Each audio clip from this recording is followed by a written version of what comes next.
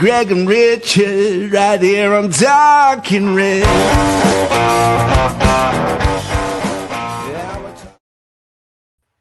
Hello, hello. It is once again that time, Reds fans, to obsess over all things Forest. I mean, not that we ever stop doing that, but we are within 24 hours, right? 24 hours of obsessing over things on the pitch. So first match of the season's coming up. In typical Forest fashion, though, we are letting deals come in right at the last minute.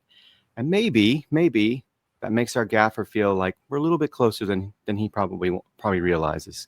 Before we dive into that, though, we're going to go ahead and do something a little bit different. And here we go.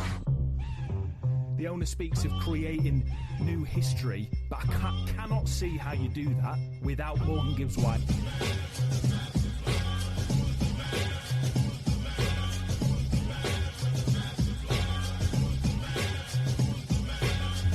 We share same dreams, ambitions, and we need to give a message to our supporters and of course to supporters of all the other teams. Forest now looking to push ahead with 4 deals. I wonder if it's a coincidence since they found out that they're no longer in the Conference League and will be playing in the Europa League next season. Do you think we need one more? Do you think we need one more? All right, we'll get one more. At the end of the day, we always win. The man said it himself, boys. We always win. Yeah, so you've gathered. We are without that sexy beast, Greg Oram, today. Unfortunately, he's gallivanting around Europe with his family, which is awesome. We love that he's getting that time with them. And so, bless him. We're going to miss him, but we're trying to honor him a little bit with an intro, right, guys? With just a little bit of flair, as we do on Talking Reds. But nobody can replace him, but we're just grateful we have the blessing of having him be our host 99.9% of the times, right? So you're stuck with me today again, that weirdo with no beardo. I am Richard Spray, and this is, again, Talking Reds and Nottingham Forward podcast. So grateful to have all of you watching and listening. So appreciate all of you tuning in wherever you tune in. So we are joined as ever by the Talking Reds regulars, our resident statistician, the one and only Danscape, also our resident accountant, right? CPA, and podcast guru on all things PSR and finance, the Raf, the Random Pundit. All right. So guys, first order of business. Sorry, that was my mini Aussie just throwing in his 2 cents here on Nuno's interview. So we obviously got the first interview from Nuno, which we're just going to take a quick listen to, but I'm very curious to hear what you guys think about this. Far, very, very far from where we should be. We are very far in terms of preparation, in terms of planning, in terms of squad. So we are all very worried that 2 or 3 days time we are playing for the Premier League, the more demanding competition in the world, and we are very far, very, very far. The plans that we had didn't come true. The preparation was, in terms of squad, was not ideal. We didn't have a chance to create what I think is more important, is the bond, because we don't know which squad we have. We have players working here that know they're gonna live on loan. We have a major problem. We are very far. Said that multiple times, right? So Dan, what are you thinking about that? Because given the situation with the preseason, all the turmoil that's sort of out there on X, which is a haven for turmoil and fans to spout off about how they feel. What are you thinking about that quote? 'Cause that's pretty interesting for his first interview of the season. Yeah, I thought a while ago it was strange that he hadn't done any media at all during preseason. We know he doesn't like it, but to do absolutely none suggested that he didn't necessarily have anything good to say at that point. I think we've got to bear in mind his only job is to win the next game of football, basically, isn't it? He doesn't have to care about PSR and squad development and all that. He just needs to know that the guys that turn up for training, he's got a way to win football matches with those players, and he's got a clear plan, and he can give them that plan and they can deliver it. That's all he really has to do to keep his job. And, he's the most under pressure guy at the club. So I think we're seeing a bit of that pressure come through in the interview. I think there are, the wording of it. I don't think you can say he's just trying to kind of divert attention and this, that, and the other, because he literally says, we have a major problem. Like, he's not mincing his words. He's not kind of just trying to downplay it. He says that towards the end. And interestingly, he also says, our plans fell through. So whether that's about specific players that fell through, or whether what he means is, the plan when they finished last season was, right, let's get, 4 or 5 players in early.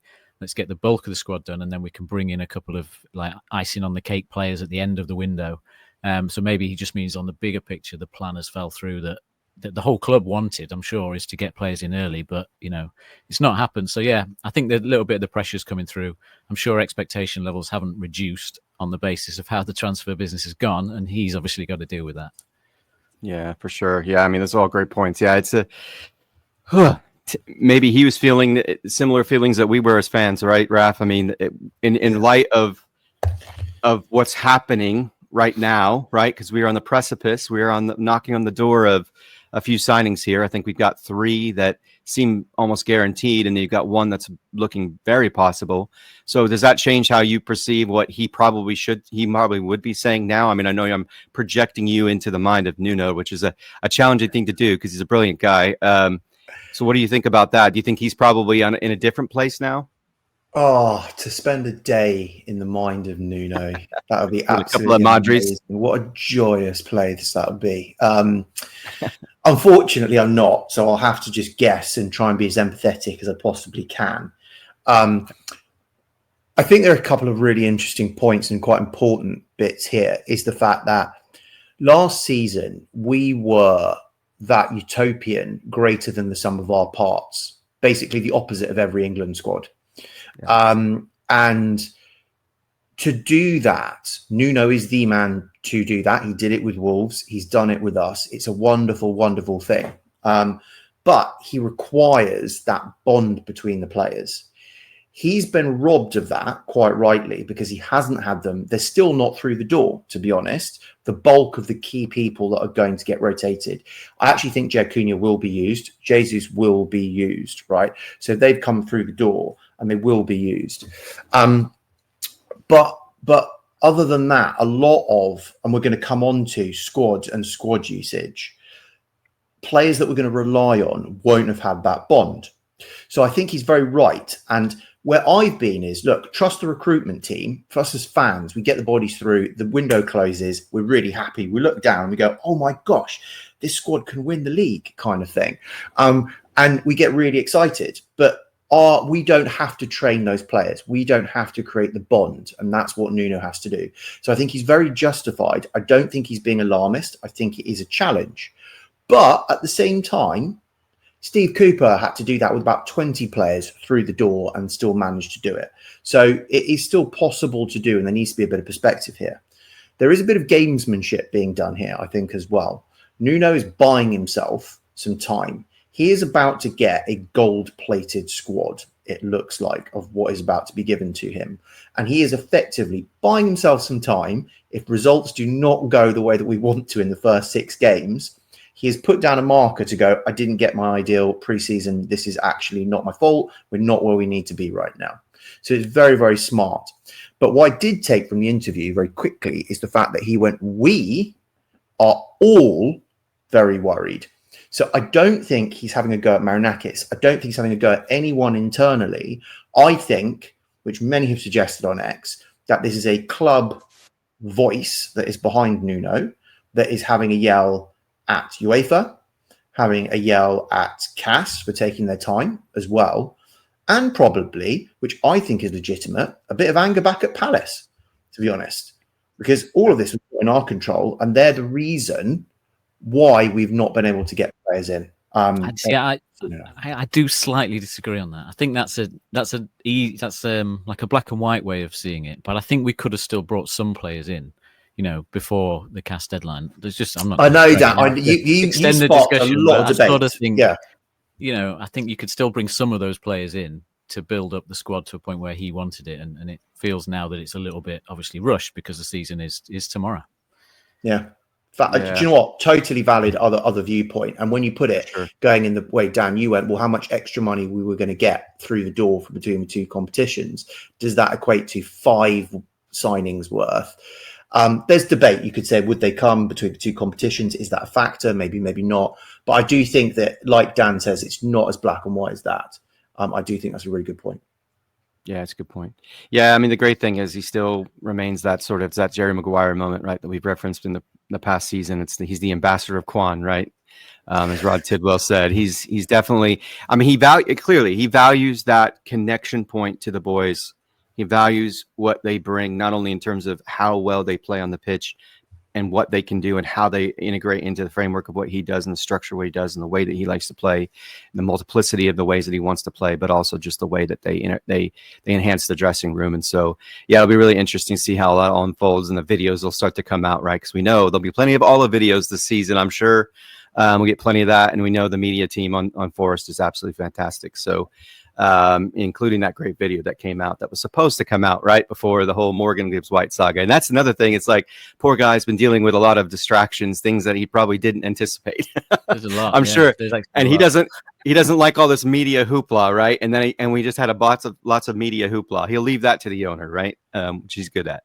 All right. So yeah, like his Raf talked about, the goal for this wonderful opportunity to have this episode is to really dig into the squad build. Dan's got some great information on comparing things to Wolves and various other things. Raf as well, looking at upgrades and other things on the squad. So looking forward to getting into that. So without further ado, we'll go ahead and kind of jump in, Dan, to your report card and accompanying stats. Yeah, so I guess to some extent this is picking up a little bit back on one of the deep dive episodes we did a long time ago, where we looked at kind of once Forest had that good start to last season, how we compared to his Nuno side at that point. So kind of following on a little bit from that with some of these slides and charts. So we'll look at that. Basically, what I'm trying to do is compare. Skipping ahead too quickly here. Trigger finger. I think we were both doing it at the same time. Go ahead.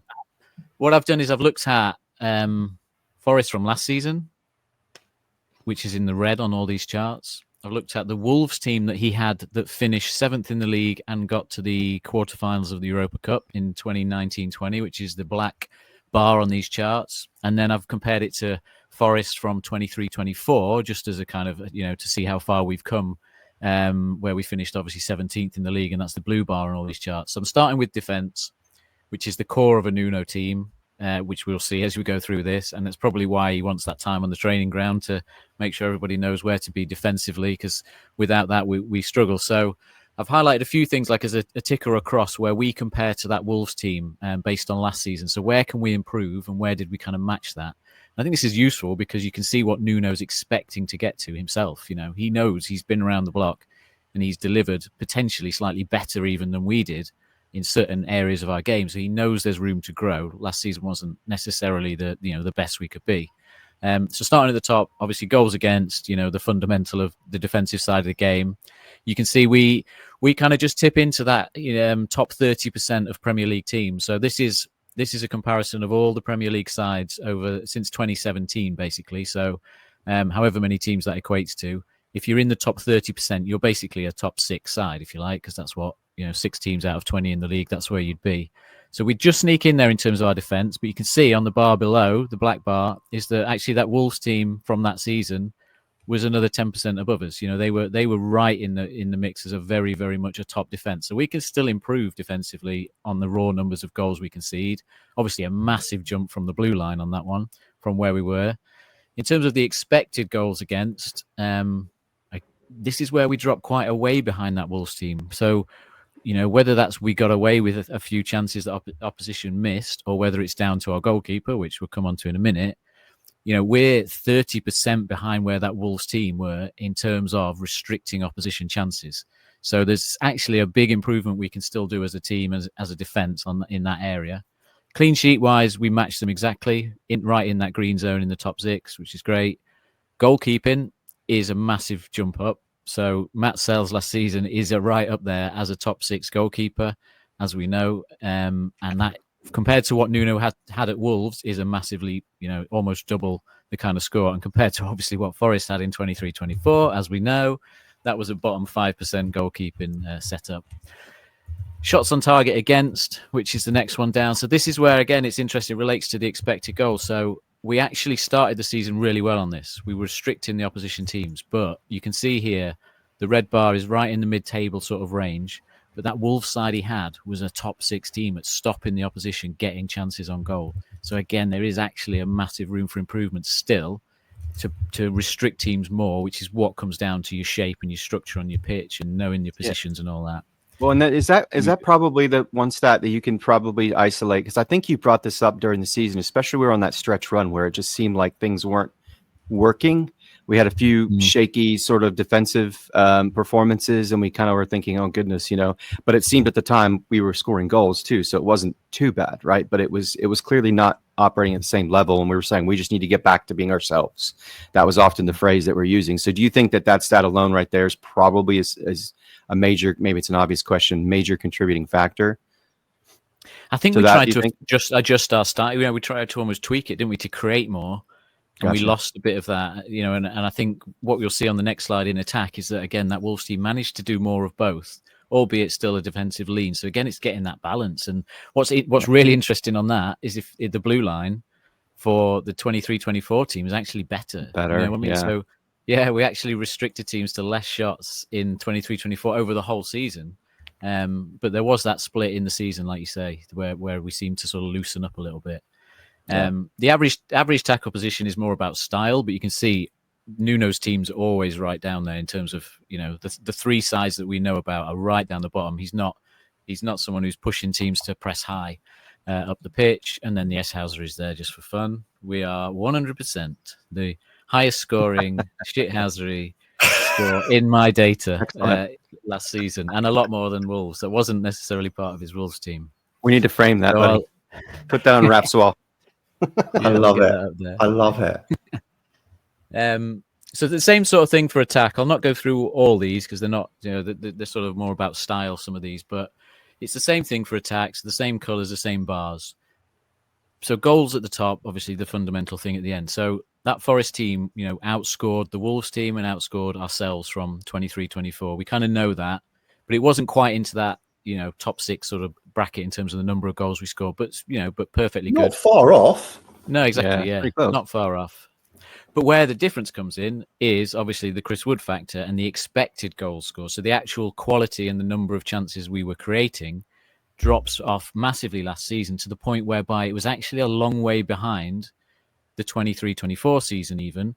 And it's, 20% behind where that Wolves team were that season. So again, big picture wise, Nuno's not really managing to get his teams into the top 6 for an attacking sense because he prioritizes defense, but there's still a massive room to grow in terms of our attacking chance creation and sort of dominance in games potentially from where we were last season as like a 40th percentile team to get to like a 60th and try and push into that top half. So it's kind of amazing that we fell that far behind ourselves from 23-24 when you consider how many games we won, but it was down to those clean sheets. It was down to the defensive resolve. We just got the goals at the right time as opposed to getting bags of goals.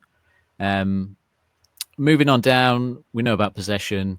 Average touch position is interesting insofar as we didn't have a lot of the ball, but that means that when you get on the ball, it tends to be in those advanced areas. And that's quite a big change from his Wolves setup where they did have a bit more possession, but that means you have the possession further back in the pitch a lot of the time. We were much more direct. Which is, one of the most direct teams that there's been in the Premier League data.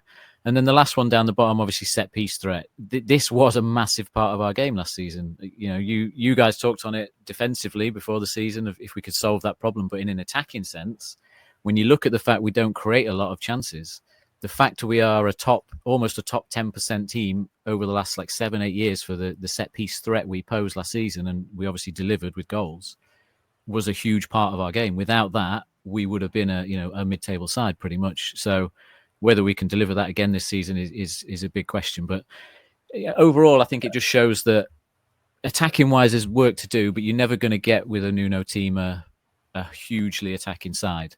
But there is a little bit more to come. I'm curious. Phenomenal. The box penetration stats. What? Yeah. I'm just thinking back in my mind. What was the personnel groupings and what was the things that were influencing that sort of thing, right? Because we didn't have some of the personnel that we had. Yeah, maybe that's it. I'm just trying to gather in my mind. I think a little bit more. a little bit less patient round the box, you know. So box penetration is just a case of saying, well, if you have 100 touches in the final third and you had 20 of those in the box, then you're got like a 20% penetration rate into the box. That's how efficient you are at getting the ball in the box. But sometimes those touches in the box aren't that good, are they? It could just be that we were lumping crosses in more. Swinging in crosses a lot. Yeah, that's what I was going to say. Yeah. So again, it's a little bit more about style than quality all the time. But we are quite patient. We don't tend to cross the ball for the sake of it, do we, at the minute? It's interesting, Dan. Like, you smashed it out of the park with recruitment. I kind of figure like you're moonlighting for the club, because if you have a look at this, what it does show is the fact that we need a lot more attacking firepower, and we're going to get on to like what we seem to have done in what is coming, which seems to be solving that quite heavily. Yeah, and good point, because that ties into the last bit on this section, is about style of play and what we lacked compared to that 2019-20 Wolves team. You can see we outperform on the defensive stats in a lot of areas in terms of box defending and dueling, and our finishing is miles above what he had. But where we fall down is all about the dribbling, the ball carrying, and the wing play, and like being able to progress the ball up the pitch with those players. So when we're linked with players like Chachua, whatever his name was, or Musa, you know, these are players that get on the ball and they drive you up the pitch. And obviously Traore is the absolute number one at doing that. And that's what we lack compared to that Wolves side in style. And that seems to be what we're targeting. And even with Hutchinson and McAtee, they are good ball carrying players. So I think that is, you know, the area where Nuno is probably demanding to just get some of those players on, and where he will feel a little bit that losing Elanga is, you know, obviously downgraded just at the minute in that respect in terms of depth. Yeah, for sure. Interesting. Cool. So yeah, that's that one. So yeah, that's it. I mean, yeah. Any other thoughts on the kind of where we are? But the second bit is does squad size matter? Wouldn't be a Talking Reds episode without some innuendo. Well done. Yeah. So I'll sneak that one in. So yeah, looking at a couple of different Europa League style squads for other teams. One of them being Nuno's Wolves side again, but then one of them being Brighton from 23-24 as well, to see there's just two different ways of managing this process. So what I've tried to do is split up the squad into four categories. On the left, you've got fringe players who pretty much just come in and play like one cup game. You know, that's about it. You've kind of got the squad players that get up to just under 30% of the minutes across the season. So they come in if they really need to. Then you've got your kind of outer core of players, which play around 50%.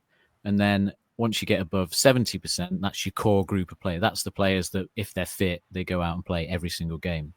And you will notice immediately from in that core column on the left-hand box to the right, the Wolves squad had 10 players in that core. So 10 players hit over 70% of minutes, and the Brighton team had just one. Only Pascal Gross went over 70% of the minutes in that side.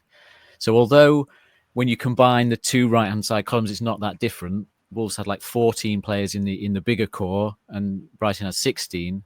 The rotation within those two categories was much different. And I think when we touch on Nuno's comments at the start and all that, I think this is where the difference lies in approach. He wants that core of the team that is ready to go. And you can see Wolves played 53 games that season, and that included 11 in the Europa League because they had to do a qualifier, a couple of FA Cup games, a couple of EFL Cup games. And that's where the left-hand side came in. You know, they're all 18, 19-year-olds that came in and played the Cup games, which I think might end up happening again for us this season. But those 10 players were playing a hell of a lot of football. And that meant he had, you know, a 20-man squad overall, if you include the sort of squad players, outer core and core. And Brighton had a 26-man squad, which is obviously six players more. But Nuno basically did it with 20 players that he would call on regularly. Dan, that frightens the living daylights out of me. Like 20 main squad. If you get a couple of injuries to that, you're looking like, if you have a look at what happened to Man City. And Pep really loves a tiny squad, and they got decimated with injuries. And look what happened to them before everyone started coming back from injury. That was literally the worst season that they've had in a long while. And Nuno might not like it, but for me to sleep at night, I much prefer the right-hand side in Brighton than the left-hand side in Wolves. I don't know, Rich. What do you think? Yeah, I'm with you on that. At least some blend of both, right? Because Yeah. I like the outer core. I was just thinking, like, what is the outer core going to look like? Maybe that's the part that Nuno's a little bit grumpy about. As you said, trying to get everybody up to speed so they can, really, really contribute in that 50 to 70% range. And obviously, when they come in late, it's going to be difficult for them to potentially do that and hit the ground running immediately. But the outer core, I would assume, coming up would include McAtee. It would include players like Hutchinson and so forth. But it's remarkable just for historical reference and context to see players like Pedro Neto and then the late great wonderful Diogo Jota in that outer core section, because in your mind you don't think of them that way anymore, right? Because they're not that way. Yeah. I guess Neto maybe a little bit on No. Chelsea, right? He's had a little less. Yeah. Sorry, go on. No, go ahead. The pink color is players that were 21 or under at the time as well. That's so again, incredible. you can see his core is of an older squad as well compared to say Brighton. Mixing in a lot more Brighton to like nearly players. 50% under 21. Yeah, It's the Brighton model, right? There it is in living color, pink. So Oh, wow. just quickly comparing it to obviously what we had last season. So we had in that core group, we had 8 versus the 10 that Nuno had at Wolves. So we actually didn't have quite as strong of a core. We had 5 in the sort of outer core of players versus his 4. And our squad, actually had a couple more players in it in terms of the squad players that he used. We didn't ever really call on the kids in the same way in that fringe category. We didn't sort of go to the B team that much to play our cup games. We kept using the same players because we didn't have Europe, I guess. We played almost 10 games less than that Wolves team. Which meant we had a 22 person kind of main squad last year that we called on, and I suppose what's obviously interesting is, like you say, once we compare that to the players that may or may not be coming in the door, where does it look like we'll be this time? And actually, it's a big shift because you go from 13 players in that real core of the team last season to potentially having 18 players that are all vying for the same game time, because you've got McAtee, Hutchinson, Kalimuendo, Douglas Luiz, Rico Lewis, all strong links for us, as well as retaining the players we have, and Dan and Doy being in there as well, Igor Jesus.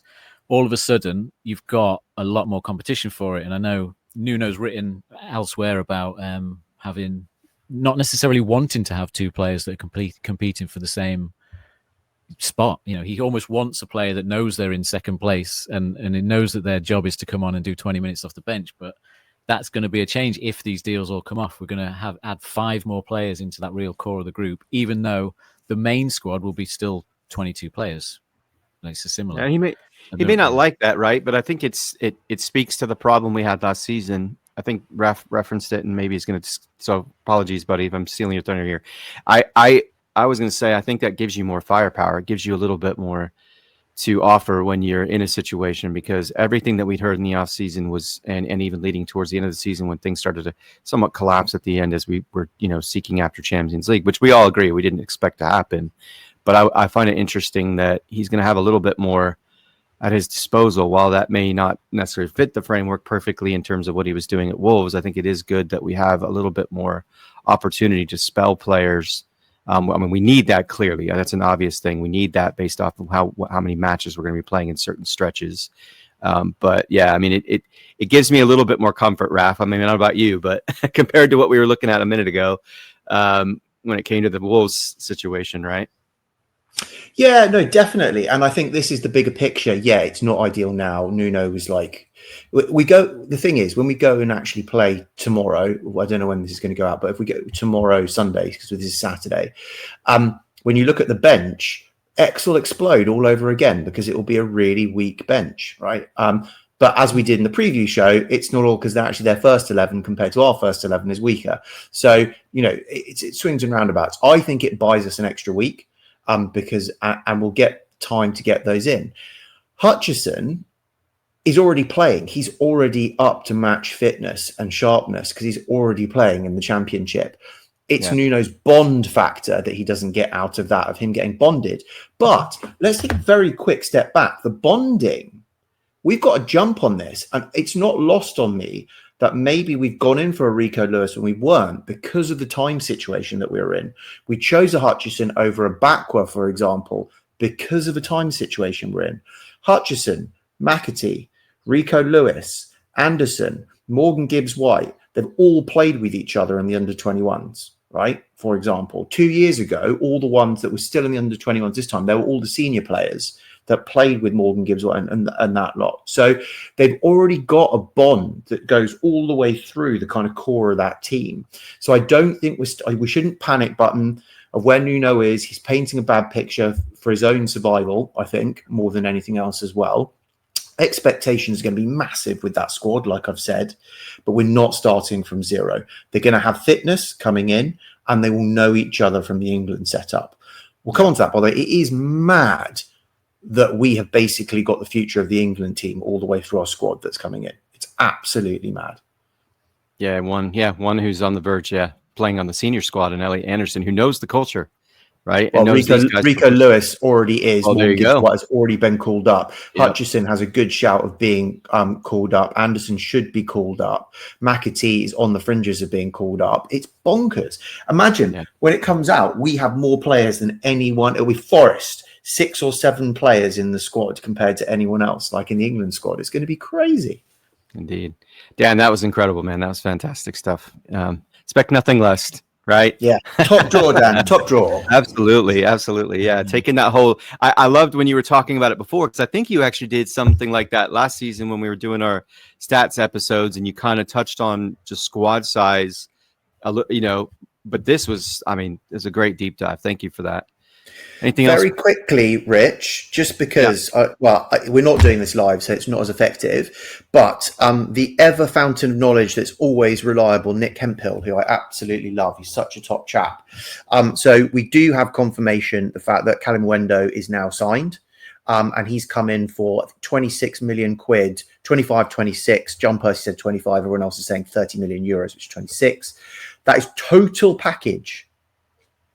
For me, that's crazy value for us. I think that is absolutely brilliant value as total package. And from what has come in from John Percy as well, who I think is probably the most trustworthy person when it comes to Forest, as we've said, Dan, didn't we? He's the one sitting around the table. He has said the fact that McAtee and Hutchison have been in from Friday with their medicals, and they will be completed over the weekend. So Calimundo is the interesting one if you think that he's going to want to play. He's going to want to play in Chris Wood's position. So, how you manage that, whether he goes out of position, it's going to be interesting to see. Oh, my favourite stat that I had is all about, how for Chris Wood, and from your stats, Dan, you were saying about how he basically 1 in 3 chances he scores. It's like an insane rate.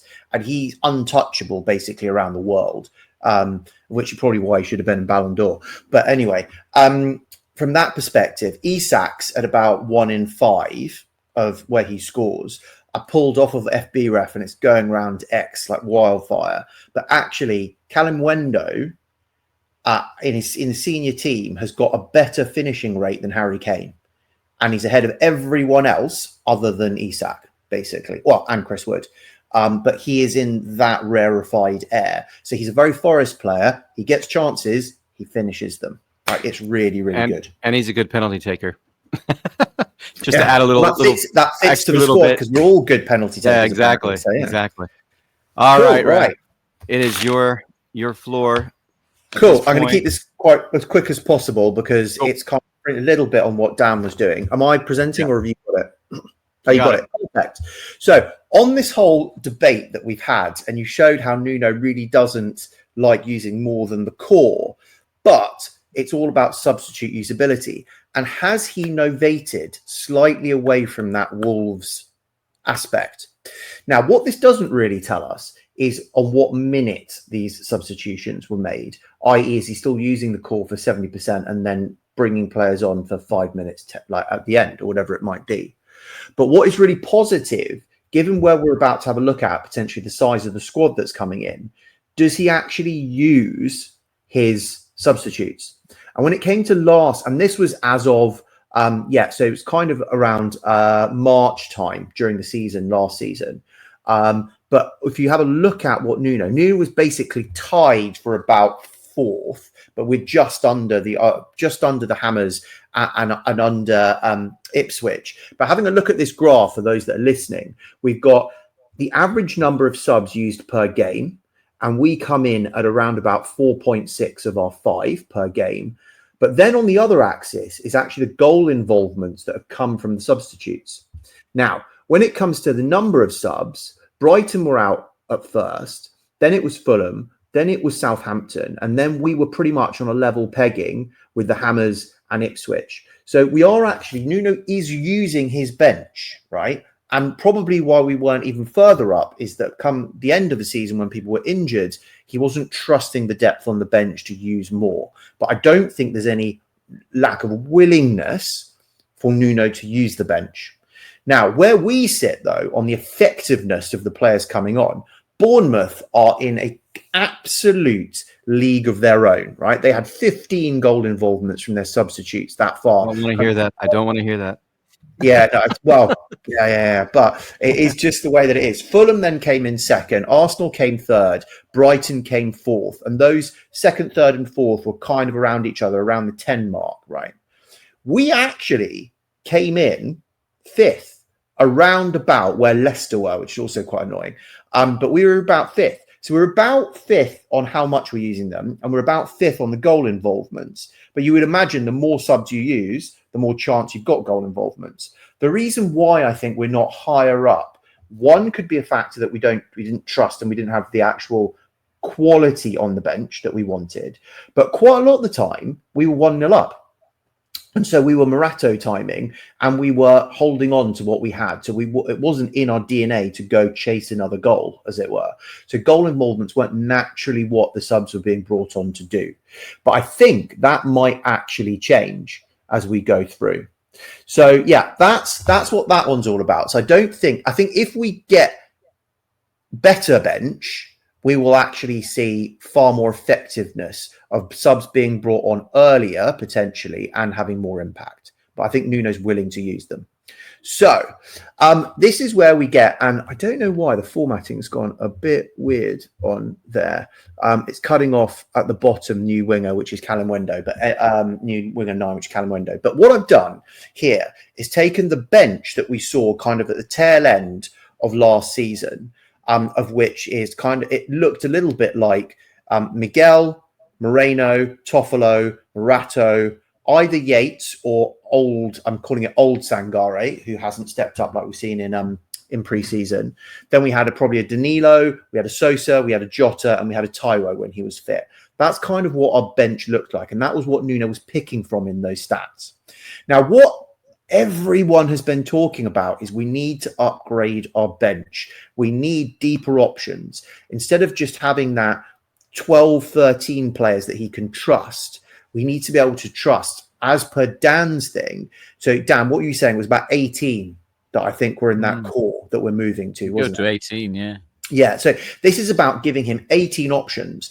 And where Paul Morley's got a great piece that we're talking about, where there's probably a 14-week window consecutively that also straddles AFCON, where we have to play 2 games a week for 14 straight weeks, plus lose Aina, plus lose Sangare, right? So we are going to have to use, as much as Nuno loves not using very many people, it's simply not going to work. Injuries will go through the roof. So have we upgraded the bench? And this is what we're looking at. Right. So Gunn has come in for Miguel. Is it an upgrade? That squiggle, by the way, I don't know why that has turned into some sort of Arabic text, but that should be a tick, right? I think Gunn is probably an upgrade on Miguel. Jury's out, but hopefully we won't even need to know, right, at all. Then if Lewis does come in, I would say he is an upgrade on Moreno, especially given the fact he can play left back, he can play right back, and he can play, which I've been asking for, and this could have been a Magassa or whoever it is, but a proper 6, right? Rico Lewis can play 6, right, and release Ando a little bit more. We don't know who the second fullback is, so that's TBC if that's an upgrade. Now, I actually think from what we've seen of Jay Acuna, I think he might turn into first sub over Morato. And what I've got another slide somewhere else as well, but Morato's heading ability, he won only 30% of his aerial duels last year. And yes, a lot of his other stats are really, really good, but you can't have a centre-back that's only winning 30% of their headers. It just doesn't work. So for me, Jay Cunha looks ready enough to be able to use, and I actually think he's an upgrade on Morato. And he seems to have better concentration than Morato as well. Then we get into the kind of Yates and old Sangare of who's up against that. We could have new Sangare as an upgrade, or if David Luiz is coming in. So I think that'll be new Sangare. It's not David Luiz, Douglas Luiz. Why do I keep doing that? Douglas Luiz. If he comes in and he actually takes that berth next to Ando, that means that new Sangare moves to the bench, and new Sangare is better than old Sangare. So we could say, is that an upgrade in that space? Yeah, probably. I would say it is an upgrade. And that is actually keeping Dominguez off the bench. Yeah, I feel like we know it is an upgrade. Like, you know, I think we are definitely upgrading all these players in the squad. It's just the timing, isn't it, that seems to be the question mark. It's whether Nuno's got enough time to do a good enough job to keep his seat on the side of the pitch or not. I think. Do you think the level of, I mean, again, it's the Premier League. All these teams are going to be competitive, right? For the most part. I mean, maybe some of the ones coming in, obviously, that have just been promoted, you might question that, but as we have.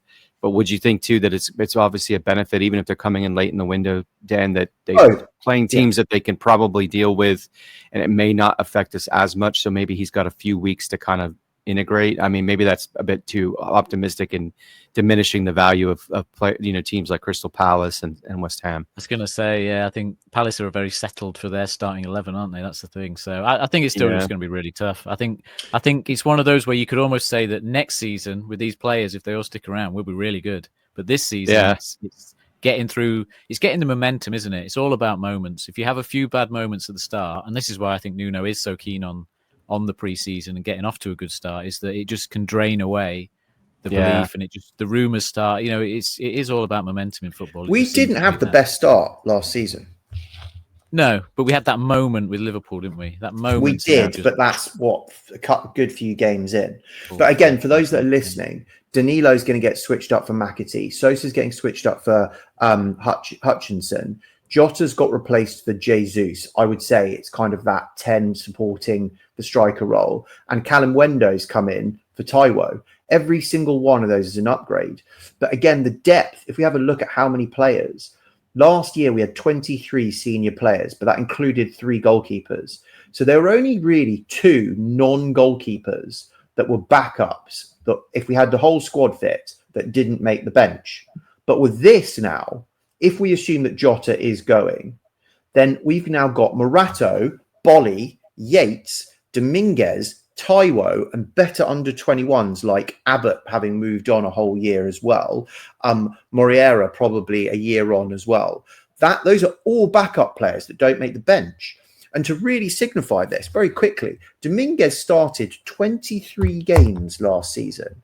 And technically, he doesn't even make the bench with this new team. He'll be more involved than we think. I mean, he might be, but it just illustrates the point of like where we are with the depth, Dan. Yeah. Yates started 1,915 minutes, right? Morato started 907 minutes. Taiwo 416. Bolly 150. Moriera even chipped in with 30. These are all people that are technically not on the bench, and these were all actual playing minutes. You're up now. Perfect. Okay, cool. So very quickly redo this. So our non-homegrown sells in goal Milenkovic, Murillo, Morato, Bolly, and potentially a new fullback that can come in as non-homegrown. Midfield, Sangare, Dominguez, and Douglas Luiz if he comes in. Up front, Jesus, Ndoye, and Callum Wendo. That makes 12 non-homegrown, which is easily south of the 17 for the Premier League and 17 for Europe, right? So that's all okay. If we move into homegrown, this is where it's exploded. And there's a lot of people that are talking on X that we need to get these players in for homegrown status. That isn't the problem. We already originally were absolutely fine with our homegrown status. You can see with the not that many homegrown that are in there. We could have actually signed all of our players in this window and then be not homegrown, and we would still be technically okay for the Premier League. The issue comes in with Europe. And our homegrown, just to go through it, are Nico, Ola, Anderson, Callum, Huddleston-Odoi, Morgan Gibbs-White, Wood, Taiwo, if he stays. And then coming in, Gunn, Rico Lewis, McAtee, Hutchison, they are all homegrown. So that's 11. With Taiwo goes, that makes 10. But still, we've got tons of homegrown.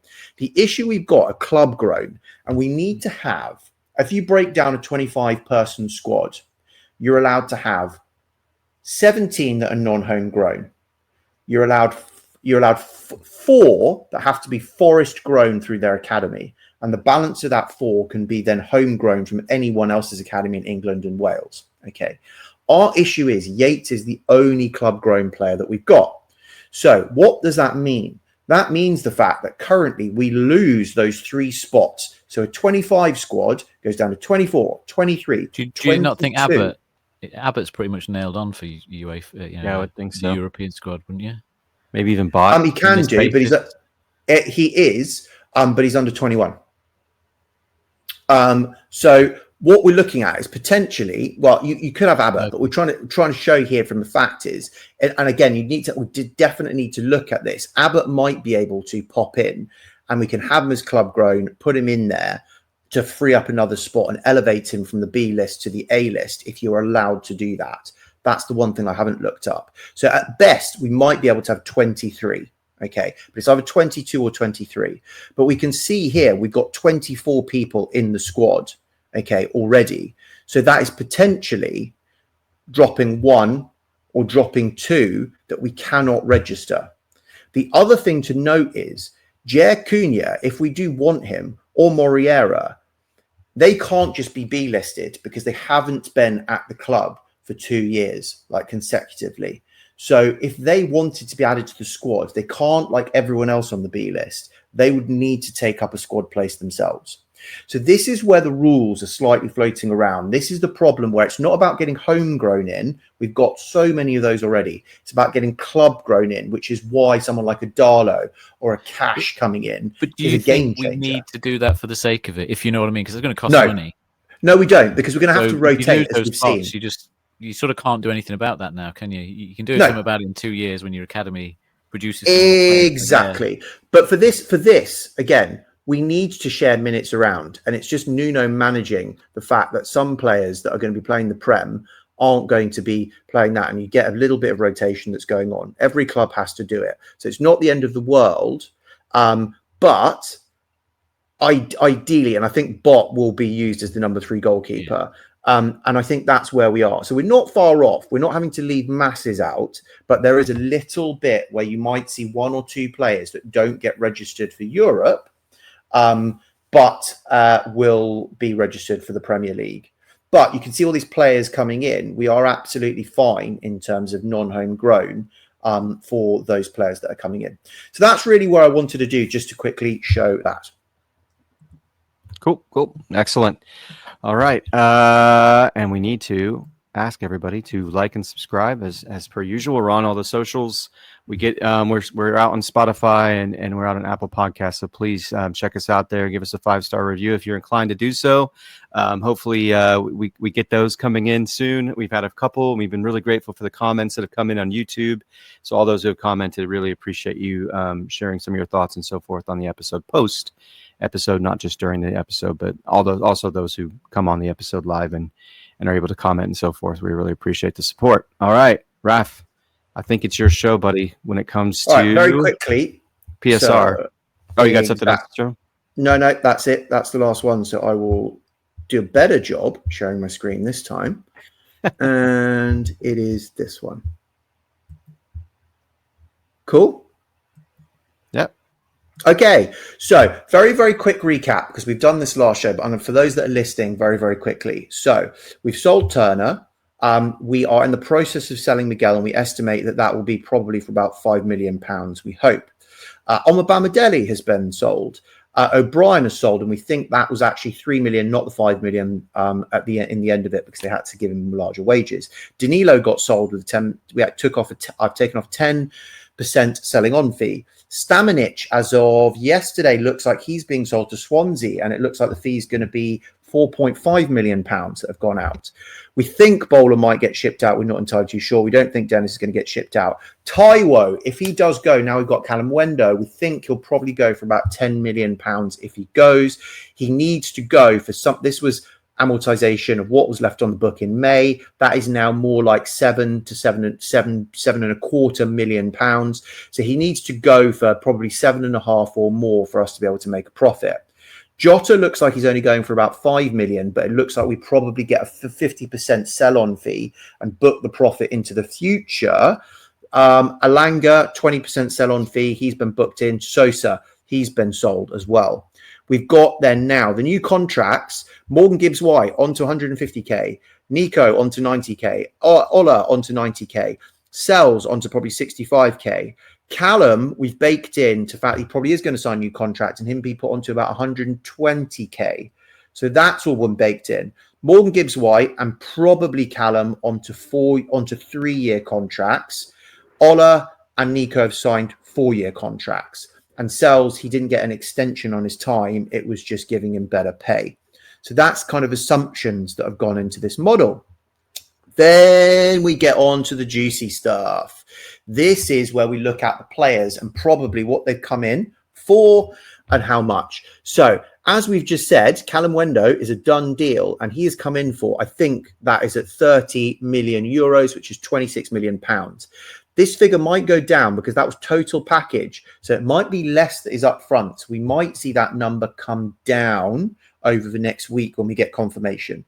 Igor Jesus' number has been up and down from 10 to 20 million. No idea. I think 16.5 is about in the middle range, and we're going to go with that for now.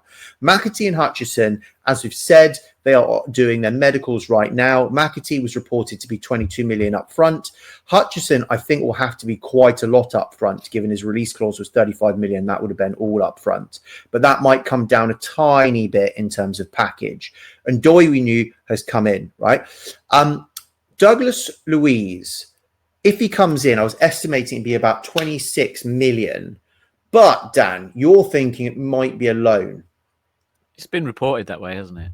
Yeah. So you might pay like 10 million now and then another 20 if you buy him in the summer. Yeah, so we might do that, and what I'll do is this sheet will automatically update in a second, and I'll do that. Then Rico Lewis, I reckon, is probably about 25 million quid. I know they want over 30, but it'll probably be 25 million quid up front, and then a bit of package stuff. As we were talking about before we recorded this, Rico Lewis has been used. He nearly had 1,900 minutes last season, wasn't it, Rich? Yep. Yeah. So he's used a lot more. So I think he will cost more in a package than McAtee, even though he's a defender, in the fact that we'll probably have to have more up front. So probably 25 million quid. We've got Cunha, Gunn was free. I think everyone is probably, that Hutchison will be on a 5-year contract. Quickly change that. So that massively brings it down, which is amazing. Yeah, it's made a big difference. Absolute winner. I think this is a good point that whenever I talk to people on X and stuff, it's the wages are so much more important than people give credit for, if you like, in terms of spreading your money out. Oh, totally. So where we have a look at it, then I've got everyone on 5-year contracts other than Gunn. Then I'm going to quickly cycle through the wages of assumptions, right, for those that are listening. Callum Wendo, we think will probably come in at about 65. Jesus, about 50. McAtee, 65. Hutchison, 65. And Doy has been reported as being 80. Douglas Luiz, about 100 probably. Whoever the junior fullback, 35 million. Rico Lewis probably on 65. That's more than double that what he's on, but I think that's probably what will pay him, like McAtee's being paid. Jay Cunha, I reckon, is on about 30, and I reckon Gunn's probably on about 40.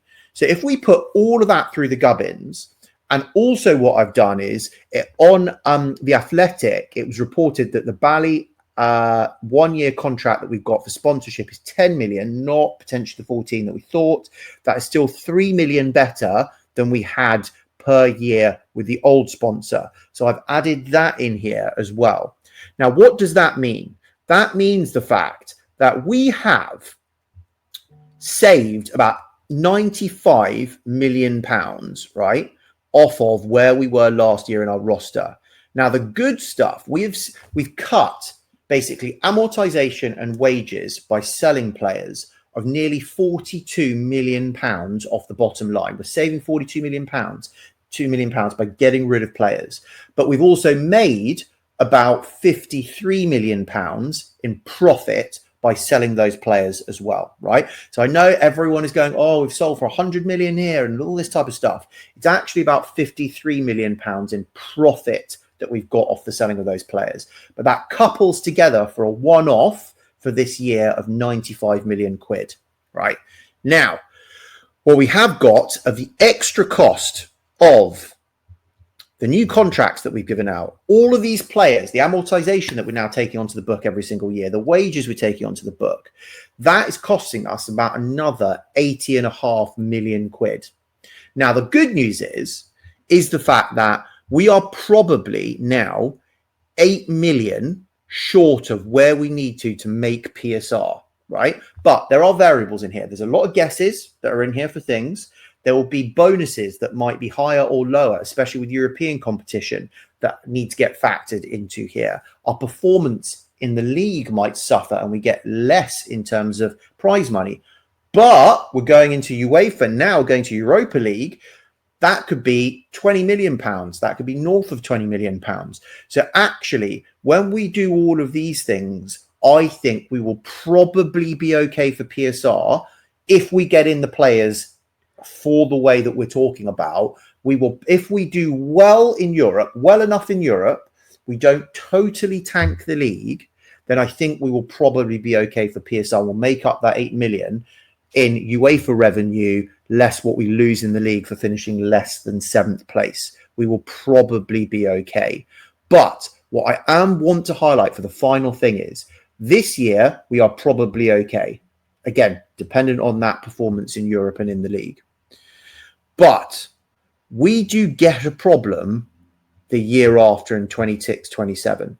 Our core operating loss every single year with this roster of players, everything else being equal, is £115 million loss every single year, right?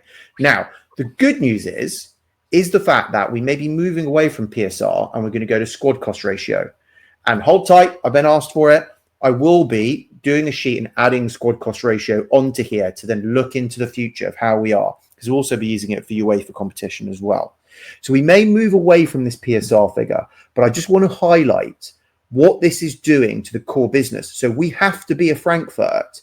We have to sell. And next summer, unless we've moved to squad cost ratio and we're sold by that fact, you may see Morgan Gibbs-White and Murillo going out, and potentially someone else, maybe, to make up where we need to get to, because we need to get to, if we're again still under PSR, a profit of probably 29 million.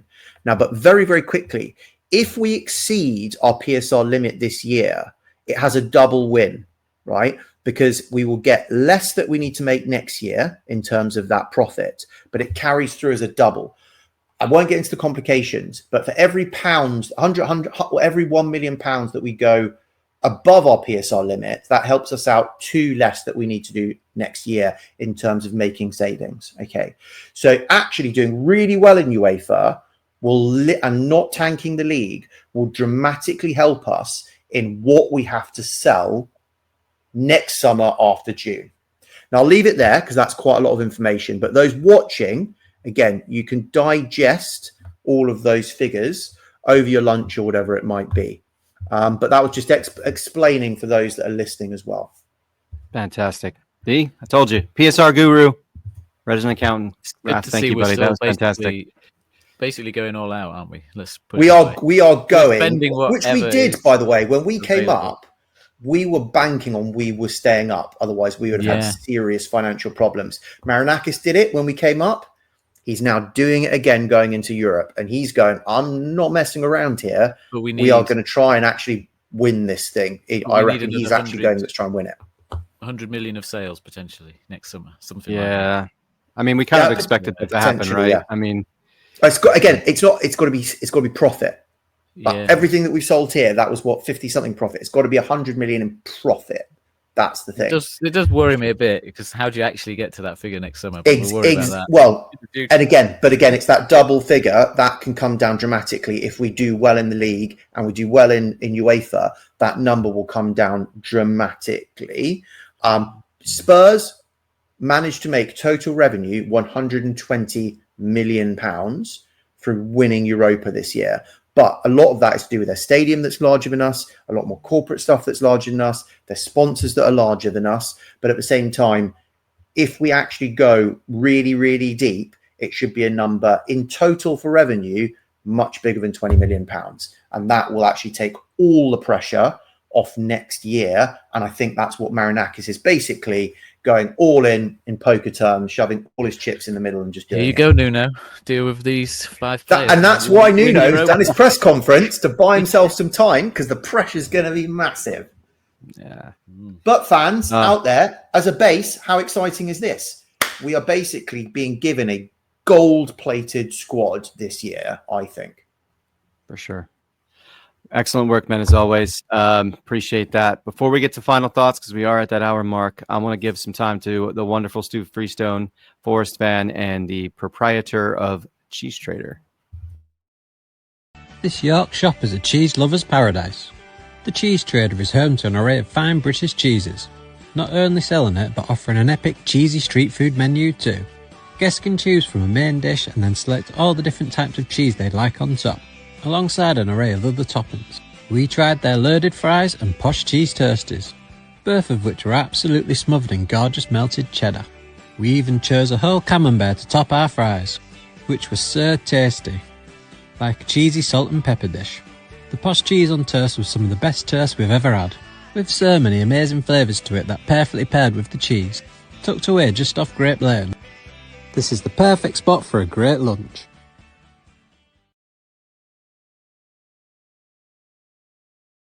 Fantastic. All right. I'm so hungry. That melted cheese, I forgot about that advert.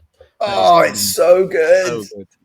Oh, I'm telling you right now, I've told my brother we're going up to, I'm not eating this kind of stuff. And usually when I eat this kind of stuff, it absolutely destroys me. Not that anyone really wants to hear that, but I can't, I got to do it. I got to go up there and try it. Cause I tried the cheese when I was up there and I brought some back and it was absolutely incredible. The charcoal cheddar is incredible. But we really appreciate Stu. He's an absolute legend and he's a great guy. And I hope everyone goes up there and enjoys the splendor that is the Cheese Trader. All right, guys, I think we're at the end here. So I'm going to turn over final thoughts. Dan, final thoughts. I can see in the chat that Anthony Langer's missed a couple of good chances for Newcastle on his Premier League debut. So that's good news. And it reminds me of, I read that How to Win the Premier League book a while ago, but one of the biggest takeaways is that, and you don't realize this when you're a fan, is that when you follow players in your team, you see everything about them. You see their best, you see their worst, you see their average. When you sign a player, all you see is their best. That's all you imagine. That's all you see. So we've got to keep that in mind with our new signings as well, is that, they're not a terrible player because game one isn't a brilliant game. Yeah, and Langa's a perfect example, right? Because he definitely, we were down on him for a while, weren't we? Yeah. Then look what he became. But yeah, it's a struggle when you get into the new squad. You're right, and we do tend to have rose-tinted glasses sometimes when we see things. And yeah, quick to be judge and jury, right? All right, Raf, what about you, buddy? Cool. Two things very quickly. So, gosh, how amazing are these kits? And I think we're trying to even up our game from last year in terms of luck. So our third kit last season was the Man City kit, which we then adopted as our away kit, which then our away form was absolutely brilliant. I think the team went, how can we better that? So we've just gone straight to the away kit and turned it into a Real Madrid kit. So for me, absolutely brilliant. The white and the gold, bring it on. I've just ordered mine with the Europa badge on it. Can't wait. Absolutely fantastic. Second thing, which made me chuckle a little bit. We're thinking about we're buying Amari Hutchinson for about £37.5 million, McAtee for a total package of about 30 million. All of these figures are around the 35 million pounds of players coming in. I had a quick look at what the sum total of Derby's squad is worth.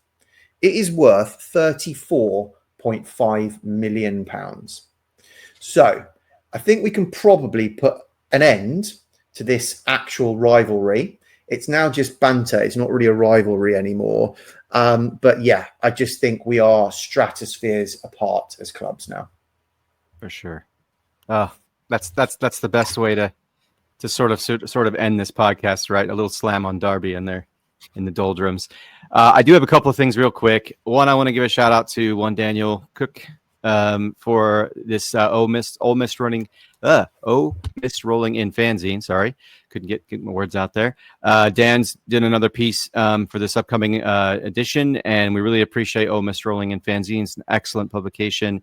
Also got Reese from Red Side of the Trent, who's an absolute legend and a great guy, and Fathers from Forest Focus Pod as well. So please go check that out. That should be out. And Danscape. Danscape, that's what I said. Yeah, Dan. Oh, you did? Yeah. I've done a little special on Dan and Doy. Dan and Doy. Excellent. There you go. Yeah. Had to be done, right? Yeah. Namesake.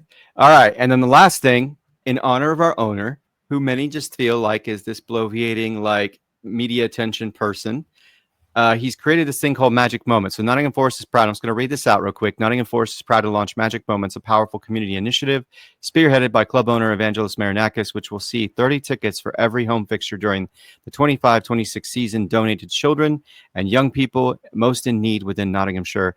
Reflecting Forest's deep-rooted commitment to supporting the local community, Magic Moments will open the doors of the city ground to those who may not ordinarily be able to experience the excitement of match day, including those who are living with long-term illness, underprivileged, or at risk, otherwise vulnerable. So really appreciate our owner for doing these kinds of things. He may not be everybody's cup of tea, he may be Marmite to some, but I have to say, I think he's genuinely invested in what we do as a community. So there it is, guys, right?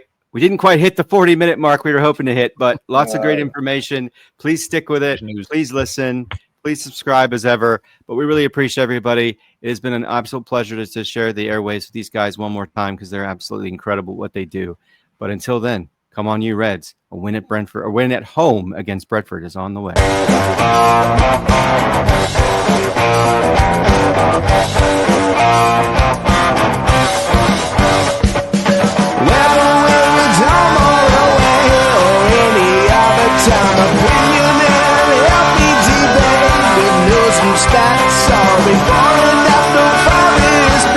Come join Greg and Richard right here on Dark and Red.